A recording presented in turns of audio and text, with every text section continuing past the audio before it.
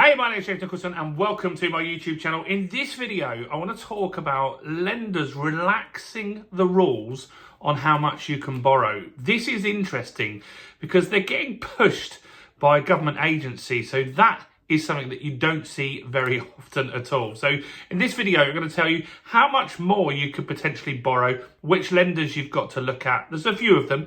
They're all connected though. And what this means for house prices, because I think this could actually have some sort of impact on house prices. So before we jump into this, if you're new around here and you haven't done already, do make sure you subscribe to the channel over there and hit that bell notification. We're on the way to 41,000 subscribers now, which is crazy. And let's get some more views on this video. How do we do that, you ask? Simple. Smash like, tickle like, do something to the like button. That helps with the YouTube algorithm and that helps us get more views. So thanks to everyone that does that. So, this is weird. You don't normally get this. Normally, the government is regulating banks and making sure that they're not stretching themselves too much and they're being safe with the lending. Because in 2007, 2008, 2009, banks collapsed. In Facebook group, I'm in a Dorking Facebook group, and someone shared a picture this week in there of Northern Rock. And Northern Rock, if you recall, was a building society and they had a bank run. And there were people queuing down the street in Dorking in order to get their money out. Eventually, they got bought by Virgin Money and probably a government bailout as well. Can't recall exactly how it worked. But that was a crisis. Most of it happened in America, but it still hit the shores over here. And banks really, really suffered. And that's why we had a property crash of around 20%. But now the government's doing the opposite. They're saying to lenders, you should be lending more money. You should be less strict. We did a video on this a few months ago about how the government, the Financial Conduct Authority, was going to ask lenders to relax lending criteria. And so the Financial Conduct Authority have contacted Lloyds in this instance, and they said, look, lend some more money. Stop being so strict on what you do. And this still means it's still hard to get a mortgage. You still have to jump through a lot more hoops. You have to prove your income a lot more.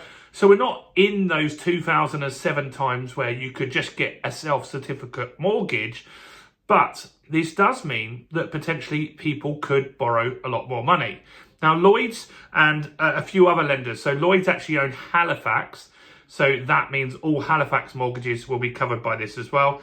And BM Solutions as well is another one that they cover as well here. So that is a number of lenders that you could go and look at. I mean, Lloyds and Halifax is going to cover lots of people. And this will cover first-time buyers, remortgages, any residential mortgage it will cover.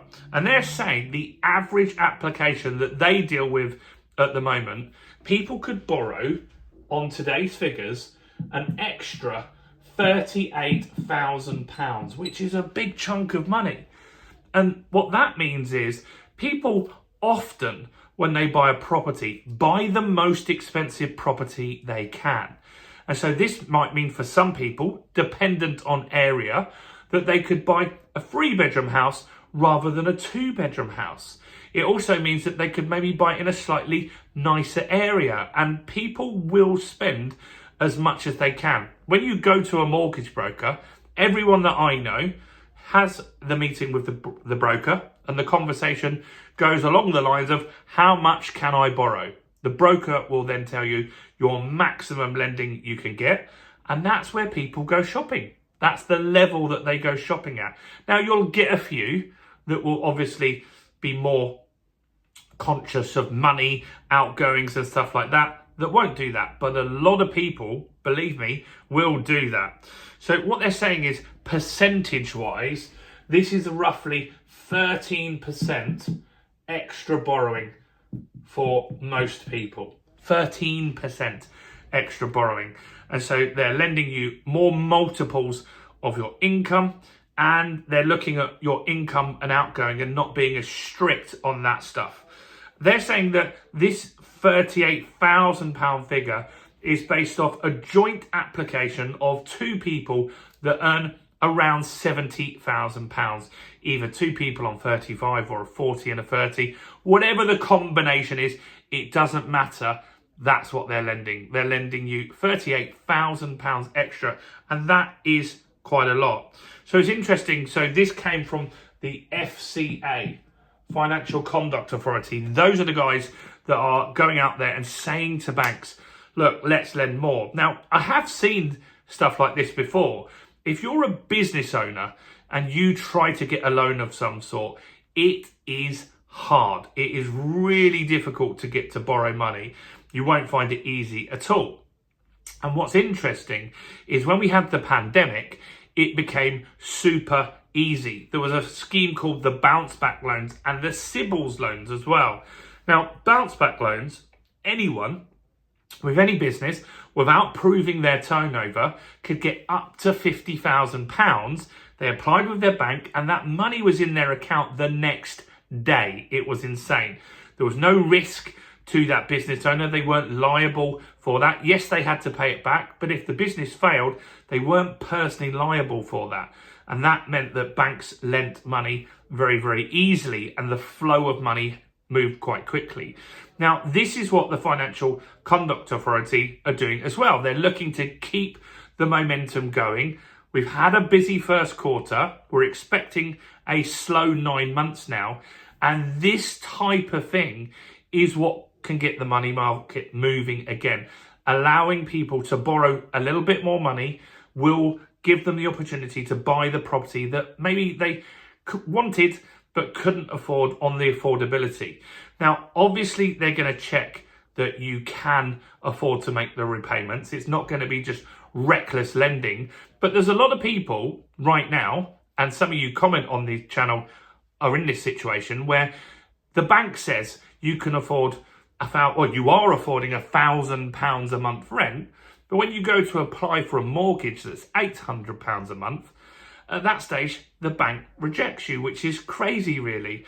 And so it should be looked at, the fact that you could pay your rent, and you have paid your rent for years and years and years, and actually, it's going to be cheaper for you to have that mortgage. Now, I think that this is going to impact house prices somewhat. Now, house prices this year are looking potentially at being a flat year. We've had some increases, some annual increases at the moment sit around 4%. And the expectation was, with the higher stamp duty, with the slowdown in the market, with more properties coming on for sale at the moment, that house prices may just flatten out or drop a little bit. With this could give some bit more momentum into the market. I don't think it's going to make house prices tear away, but if you did see the UK avoid a recession, unemployment staying high and interest rates dropped, and you've got this, then that could be everything you need in order for a property market to have a really good 2026. So let me know, what do you think about this? Do you think this is reckless, and is it going to start the next 2008 crisis? Do comment below with your thoughts and opinions. And if you haven't grabbed the fundamentals of property investing, do click on the link below. It's on flash sale for £20 at the moment. That includes everything you need to find properties, to refurbish the properties, and then help you pick the right strategy to give you maximum cash flow on that property. Is it to run it as an HMO? Is it to run it as serviced accommodation? All of that's included for £20 one-time charge. So click on the link below and grab that. Do smash like, do subscribe. Check out all the other content as well on the channel, including this video right here.